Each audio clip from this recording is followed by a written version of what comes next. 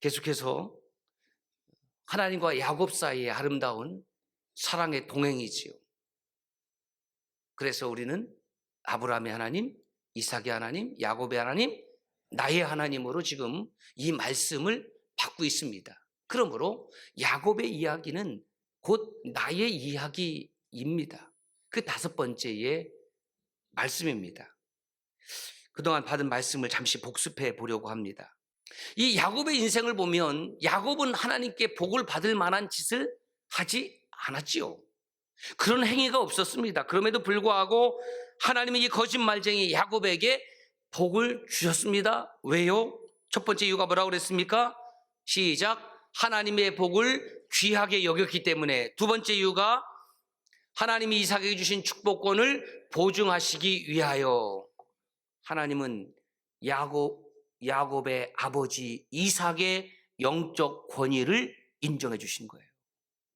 사랑하는 아버지 되신 여러분, 어머니 되신 여러분, 여러분들이 하나님을 진정 사랑하고 섬긴다고 하면 여러분에게 자녀들을 축복할 수 있는 영적 권세가 있음을 믿으시기를 바랍니다. 아버지가 아들에게 딸에게, 엄마가 아들하고 딸에게 축복하지. 그럼 누가 해줘요? 그럼 목사님이 해줘요. 물론 하지요. 그러나 1차적인 영적 책임은 그 아버지와 어머니에게 하나님 주신 거예요. 그러므로 내가, 그러므로 아비가, 그러므로 어미가 하나님 앞에서 가두시 거룩한 삶을 살아갈 때에 그 손을 들어서 아들의 머리에 손을 얹고 축복할 수 있는 거지요. 딸의 머리 위에 손을 들고 축복할 수 있는 거지요. 자기가 거룩한 삶을 살지 못하니까 그 모든 핑계를 바깥으로 돌려보내는 것 아니겠습니까? 세 번째, 야곱에게 복을 주신 이유가 무엇입니까?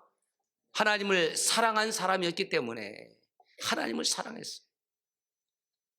허물이 있었고 부족했지만 하나님 사랑했어요. 여러분, 저와 여러분들이 완벽한 존재여서 하나님 사랑합니까? 성격이 완벽합니까? 품행이 완벽합니까?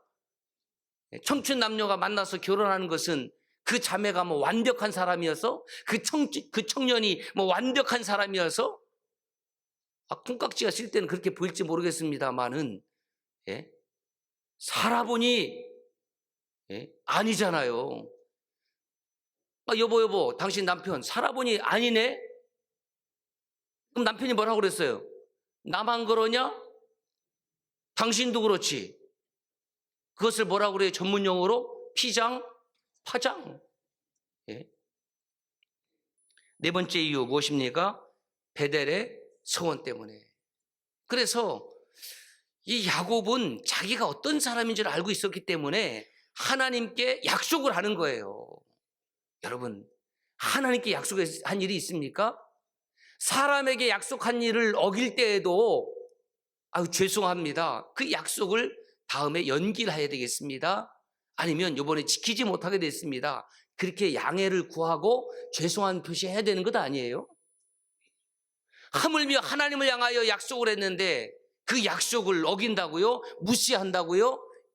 잊어버린다고요? 이것은 하나님을 만홀히 여기는 악입니다.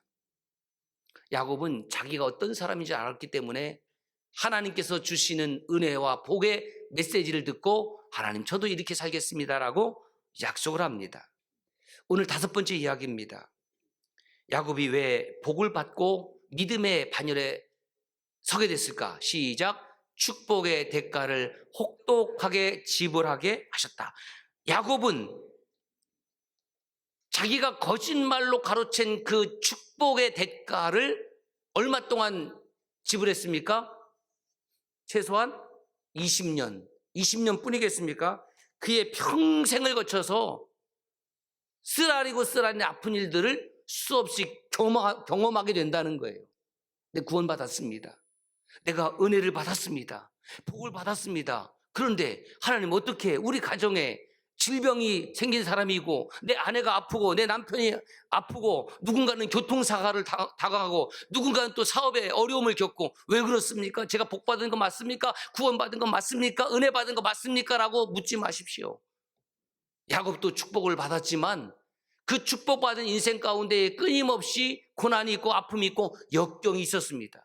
그런데 그 거짓말로 축복받은 그 이유, 그 사건 때문에 이 야곱은 20년 동안 혹독한 종살이를 하게 됩니다. 여러분 보세요. 성경은 하나님과 누구의 이야기냐면 나의 이야기입니다. 성경은 하나님과 나의 이야기예요. 성경은 하나님과 그 사람의 이야기가 아니라 성경은 하나님과 나의 이야기예요. 저와 여러분의 이야기가 이 성경책에 쓰여져 있는 겁니다. 그렇게 믿음으로 받아들일 때에 성경이 하나님의 말씀이 되는 거죠. 그래서 성경에 나오는 수없이 많은 그 위인들의 그 모습이 세세하게 그려져 있는 것은 그들이 하나님이 말씀하시고 하나님이 사랑하실 때에 어떻게 반응했느냐 이거죠. 어떻게 반응했느냐. 예. 옆 사람에게 부담스럽겠다, 그죠? 예. 잘 모르는 사람이 있는데 예. 여기 두 분은 가능하겠다. 우리 자매님, 저 권사님 옆 사람에게 상당히 거리가 좀 멀리 떨어졌어요. 사이가 좀 붙여보세요. 이렇게 붙여보고 옆 사람에게 사랑합니다. 시작. 진정성이 안 느껴져. 예. 그게 가능할 것 같아요. 근데 사랑합니다 그랬더니 자 사랑합니다 그랬더니 왜? 그렇죠? 부부끼리 사랑합니다 못한 사람들은 좀 회개 좀 하고 평생 막 입에 막 곰팡이 필 정도로 오늘 끝나고 나서 숙제 가서 하여튼 내가 하기 싫은데 하여튼 죽는 것보다도 하기 싫은데 그럼 차라리 죽어요. 예. 남편이 아내를 향해서 사랑합니다 이렇게 했는데 아내가 아니 평생 안 하던지 왜 그래? 야 그러면은 그 남편이 그다음부터 어떻게 하냐? 그다음부터 어떻게 해? 예? 응? 이 반응이 문제예요. 반응이.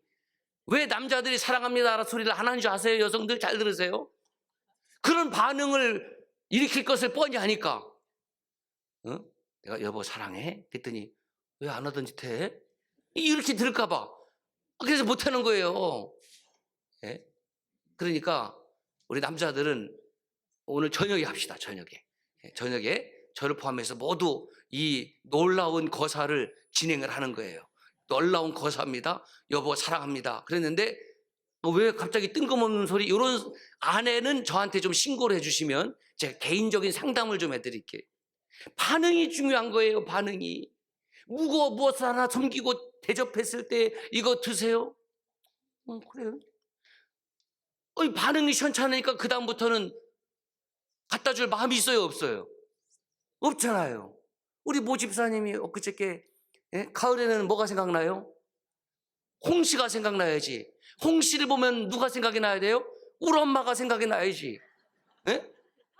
뭘 그놈이 생각나? 우리 엄마가 생각나야지. 노래를 듣고 우리 엄마가 생각이 나야지. 근데 홍시를 보고 어떤 집사님이 한 박스를 가져왔어요. 집사님한테 개인적으로 만나지 못했지만 이 자리를 빌어서 집사님 너무너무 억수로 참말로 진짜로 감사합니다. 정말 감사합니다.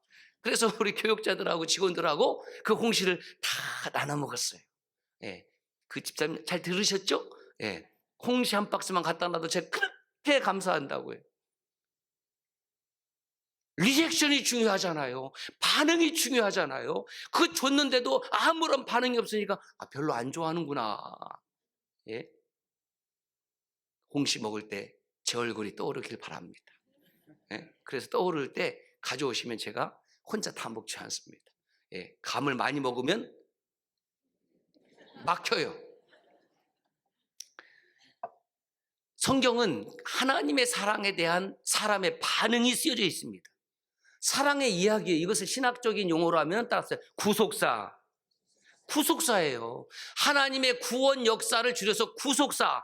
구약은 우리를 사랑하시고 우리를 구원하시기 위한 하나님의 언약, 커버넌트, 브리트 히브리어로 그 언약이 구약에 기록이 되어 있고 신약은 하나님께서 우리를 어떻게 사랑하셨으며 어떻게 그 사랑을 성취하셨으며 어떻게 십자가에서 그 구원을 이루셨는지를 담아놓은 책이 신약입니다. 그래서 신구약 성경을 구속사라고 이야기하는 겁니다. 사랑하는 형제자매 여러분, 영원토록 변하지 않는 사실 하나가 있습니다. 우리는 변합니다.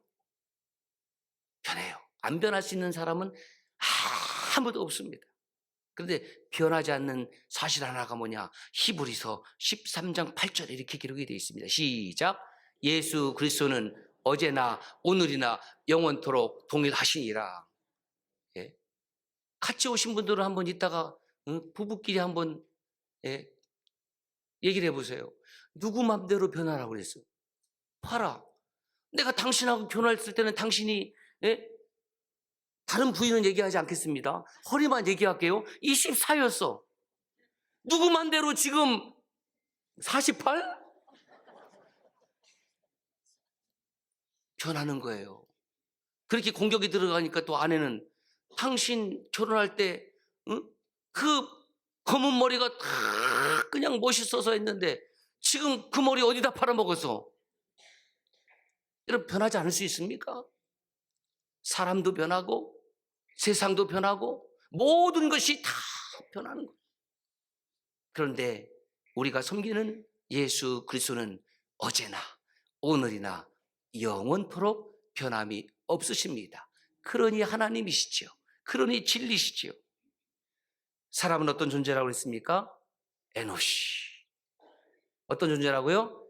에노시.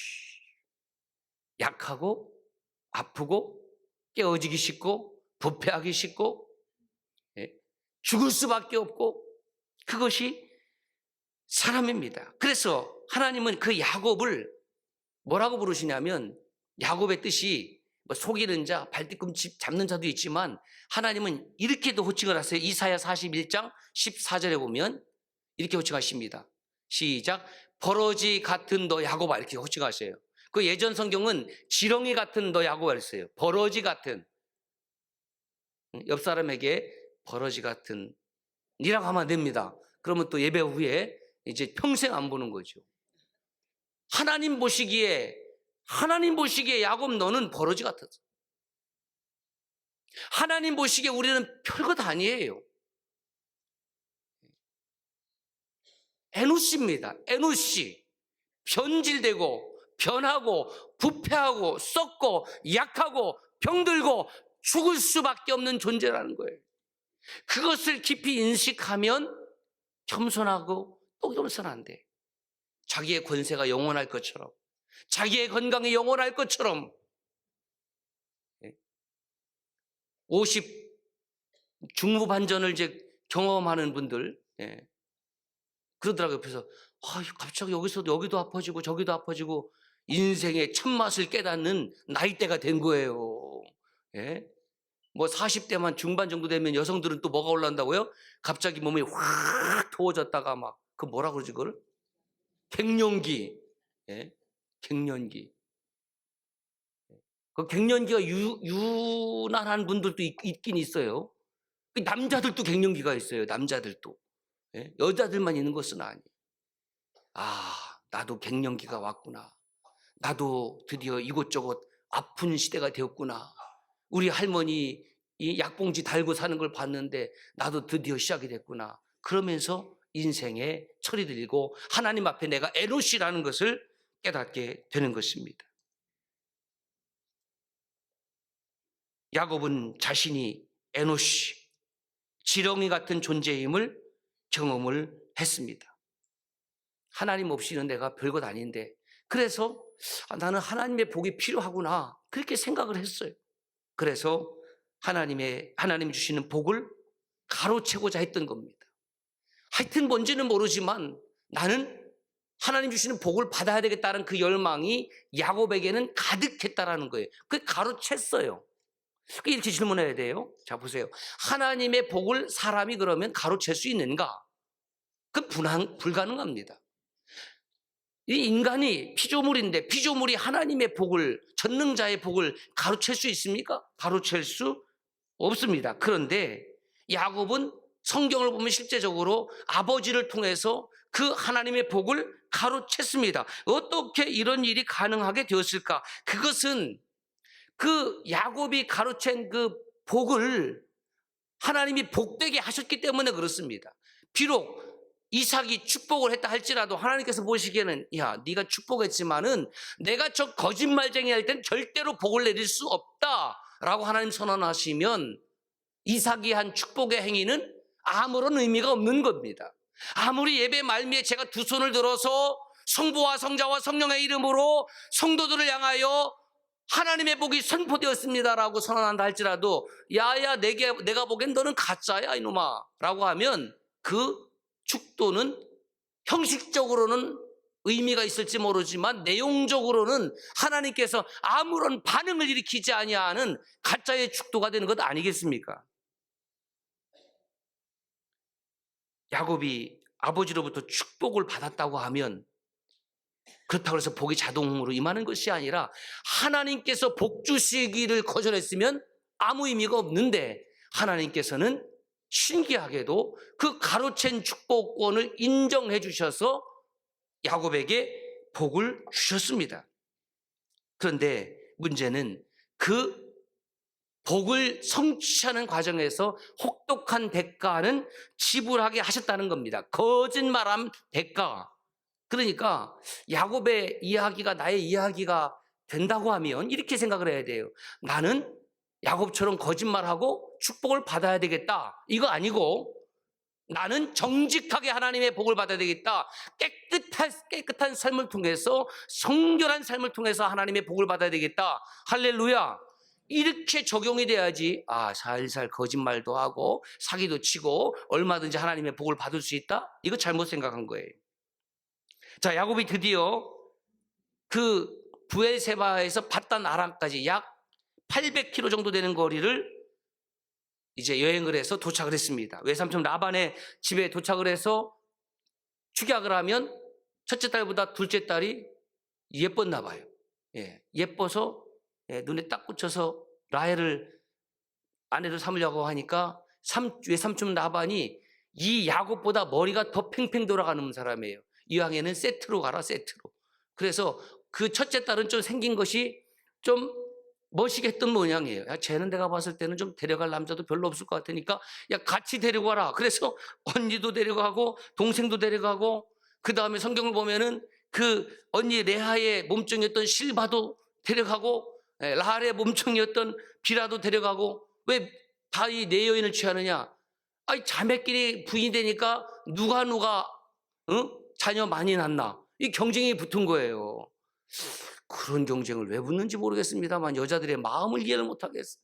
그래서 경쟁 붙어갖고 여러분 화면을 보시면은 그 도표를 제가 준비했는데 간단해요. 야곱 있잖아요. 그 레아 1번 쓴 게 레아예요. 레아의 소생들이 쭉 나오죠. 화살표로 보면 누굽니까? 레아의 소생들이 루벤 남자는 시므온, 레위, 유다, 이사갈, 스불론. 그 다음에 예쁜 여동생 라헬이 낳은 자녀 시작 요셉, 베냐민. 그 다음에 여종들이 나왔어요. 레아의 몸쪽에 있던 여종이 누구냐면 실바입니다. 실바가 낳은 아들이 갓, 아셀. 그 다음에 라헬의 몸쪽인 비라가 낳은 아들이 단, 납달리. 그 레아가 낳은 유일한 딸도 있어요. 그 딸이 이름이 뭐냐면 디나입니다. 디나. 자, 이렇게 지금 세 자녀를 이제 야곱이 갖게 됐습니다. 그리고 20년의 세월이 지났습니다. 20년의 세월이 흐른 다음에 삼촌에게 이야기를 합니다. 이제 브엘세바로 제가 돌아갈 때가 되었습니다. 제가 삼촌 어떻게 이랬는지 아시죠? 창세기 31장 40절에 보면 이렇게 고백을 합니다. 시작. 내가 이와 같이 낮에는 더위와 밤에는 추위를 무릅쓰고 눈 붙일 겨를 없이 지냈나이다. 열심히 일했습니다. 삼촌 보셨죠? 내가 20년 동안 열심히 일했는데 이제는 고향 땅 떠나온 지 20년 됐으니까 우리 형이 나를 향한 적개심도 죽이겠다는 마음도 좀 누그러뜨렸을 것이고 나 아버지도 보고 싶고 어머니도 보고 싶고 나 돌아가겠습니다. 제게 품삯을 좀 주십시오. 그랬더니 외삼촌 라반이 이렇게 얘기합니다. 내 품삯을 정하면 네가 얼마를 요청하면 내가 그것을 주겠다. 그래서 야곱이 어떻게 얘기를 하냐면은 그 양과 염소 중에서 쉽게 말하면 깨끗하지 못한 양, 뭐 얼룩지거나 흠 있는 양을 자기에게 달라고. 그러니까 라반이 생각하기에 이거 아주 좋은 제안인데 예, 흠 있는 거, 그다음에 뭐 얼룩진 거 이런 건 잘 없으니까 그건 너 갖고, 그건 소유가 적을 테니까. 그래서 내가 네 말대로 하리라. 이렇게 해서 이제 야곱을 붙잡아 두는데, 창세기 3장 17절에 보면은 이런 과정이 취약돼서 어떻게 말씀하고 있냐면, 라반이, 외삼촌 라반이 세상의 조카를 향해서 몇 번을 거짓말했냐면, 따라서 합시다. 10번. 10번 거짓말이에요. 10번. 예? 그러니까 야곱도 거짓말쟁이지만 거짓말의 초강수를 만난 거지. 하여튼 삼촌이라는 사람이 입만 터졌다고 하면 거짓말이야. 여러분 믿을 수 있겠습니까? 예? 여러분 성도들 가운데 입만 열면 거짓말이, 예, 세상을 떠난 모탤런트가 생각나네. 아니 그 사람이 그러더라고요. 얘는 입만 터졌다면 욕이라고. 입만 터졌다면 거짓말이라고. 그 10번의 거짓말을 해서 이제 야곱이 마음이 상하잖아요. 여러분 거짓말한 대가가 이렇게 혹독한 겁니다. 야곱은 그 과정을 통해서 거짓말이 얼마나 악한 것인지를 충분하게 경험했을 것입니다. 그런데 창세기 31장 7절에 보니까 야곱이 뭐라고 고백하냐면 이렇게 고백해요. 그대들의 아버지가 나를 속여 품삯을 10번이나 변경하였지만 하나님이 그를 막으사 나를 해치지 못하게 하셨으며, 그러니까 야곱은 비록 거짓말했지만, 그 복을 받고 싶어서 거짓말했지만 하나님이 함께한다라는 생각은 갖고 있었고, 그 다음에 베델에서 하나님을 만난 다음에 하나님은 나와 함께하시다, 이것에 대한 믿음은 20년 동안 변함이 없었던 것입니다. 그래서 야곱이 이제 꾀를 씁니다. 버드나무, 살구나무, 신풍나무 가지를 벗겨서 그 양떼나 염소들이 물을 먹을 때 그거를 이렇게 들고 있는 거죠. 샥. 예. 그러니까 여러분 나무 껍질 있는 것과 껍질이 없는 부위가 있잖아요. 그러면 요것들이 보고 그 눈에 본 대로 이 얼룩달룩한 새끼를 낳을 것이다라고 생각을 하고 그렇게 했어요.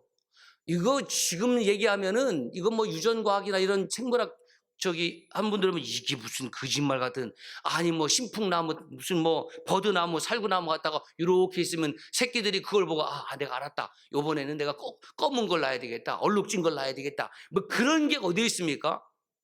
그런 게 어디 있어요? 그런 게 있어요. 아니 낳는 족족 얼룩진 것이 나오고. 그래서 야곱이 얼마나 꾀를 쓰냐면은 그 양들이나 염소가 좀 시원찮은 양들이 있죠. 시원찮은 양.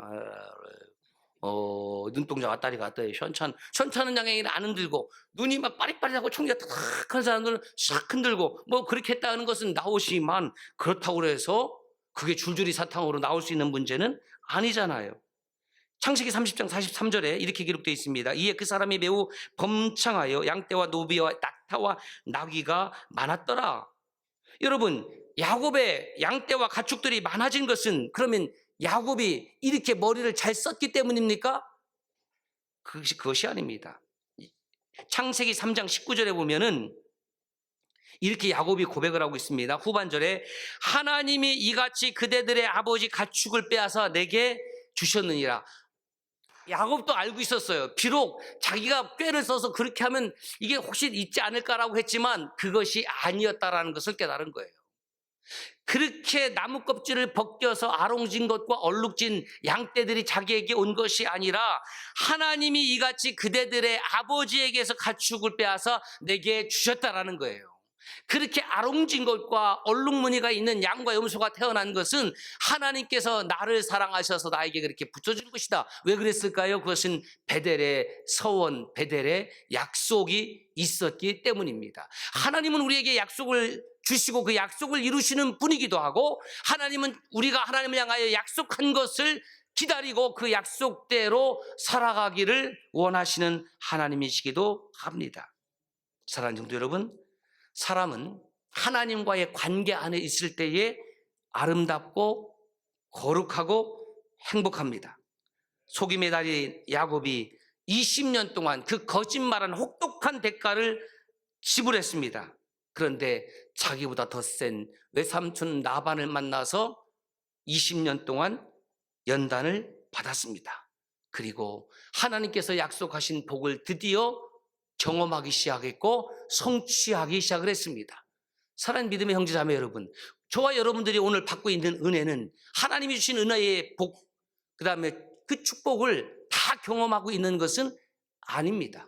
이제부터 또 시작이 된 것입니다. 저와 여러분의 삶 가운데에 하나님의 은혜와 하나님의 복이 시작이 되었고, 이 은혜와 복이 이 땅에서 천국까지 이어지는 은혜와 복이 되기를 주의 이름으로 축원합니다.